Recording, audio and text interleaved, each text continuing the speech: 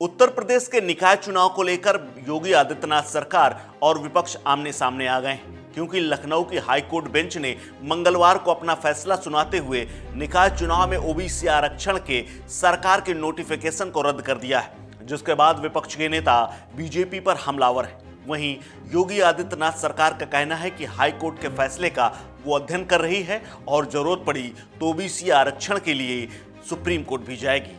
यानी सरकार ने यह तय कर लिया है कि वो बिना ओबीसी आरक्षण के इस चुनाव में जाने से लाख कोशिश करेगी और वो बचने का प्रयास करेगी। वहीं हाईकोर्ट ने यह कहा है कि सरकार ने बिना ट्रिपल टेस्ट कराए आरक्षण की घोषणा कर दी है। तो आखिर ये ट्रिपल टेस्ट है क्या? ये क्या फार्मूला है जिसकी बात योगी आदित्यनाथ सरकार और हाईकोर्ट दोनों कर रहे हैं? नमस्कार, मेरा नाम है कुलदीप द्विवेदी और आप देख रहे हैं वन इंडिया हिंदी। उत्तर प्रदेश की योगी आदित्यनाथ सरकार को एक बड़ा झटका मंगलवार को लगा, जब इलाहाबाद उच्च न्यायालय की लखनऊ खंडपीठ ने शहरी स्थानीय निकाय चुनावों में अन्य पिछड़ा वर्ग यानी ओबीसी के आरक्षण के लिए योगी सरकार के मसौदे यानी अधिसूचना को रद्द कर दिया। कोर्ट ने ओबीसी के लिए बिना आरक्षण के चुनाव कराने का आदेश दिया है। हालांकि सरकार ने साफ कर दिया है कि यूपी में निकाय चुनाव ट्रिपल टेस्ट कराने के बाद ही होगा। इसके लिए वो हाई कोर्ट के आदेश को सुप्रीम कोर्ट में चुनौती भी दे सकती है। सुप्रीम कोर्ट द्वारा निर्धारित ट्रिपल टेस्ट फॉर्मूले का पालन किए बिना ओबीसी आरक्षण के मसौदे को लेकर चुनौती देने वाली जनहित याचिकाओं के बाद ये फैसला आया है।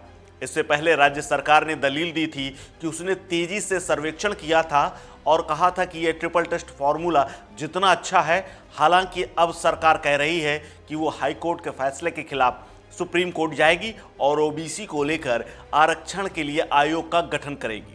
हाई कोर्ट के फैसले के बाद यूपी के सीएम योगी आदित्यनाथ ने स्पष्ट कह दिया है कि उनकी सरकार स्थानीय निकाय चुनाव के मद्देनजर एक आयोग का गठन करेगी और ट्रिपल टेस्ट के आधार पर ओबीसी के नागरिकों को आरक्षण की सुविधा देगी।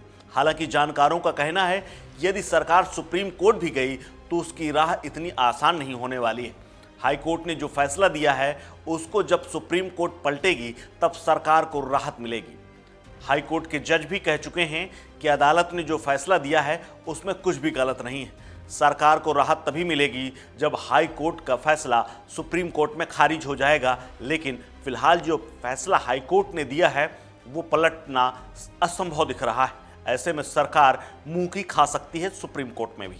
राज्य में स्थानीय निकाय चुनाव में ओबीसी के पिछड़ेपन के स्थिति, आर्थिक और शैक्षणिक, प्राकृतिक और प्रभाव पर डाटा एकत्र करने के लिए ट्रिपल टेस्ट फॉर्मूले के आवश्यक अनुसार एक विशेष आयोग का गठन आवश्यक है। इन सिफारिशों के आधार पर राज्य सरकार को नगरपालिका और नगरपालिका चुनावों में अनुपातिक आधार पर आरक्षण देना होगा।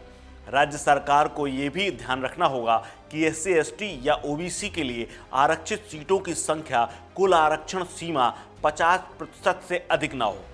राज्य सरकार ने इससे पहले त्रिस्तरीय शहरी स्थानीय निकाय चुनाव के लिए 17 नगर निगमों के महापौरों, 200 नगर परिषदों और अध्यक्षों और 545 नगर पंचायतों के लिए आरक्षित सीटों की अंतिम सूची जारी की थी और 7 दिन के भीतर सुझाव और आपत्तियां मांगी थी। 5 दिसंबर के मसौदे के अनुसार महापौर की 4 सीटें अलीगढ़, मथुरा वृंदावन, मेरठ और प्रयागराज ओबीसी उम्मीदवारों के लिए आरक्षित की गई थी।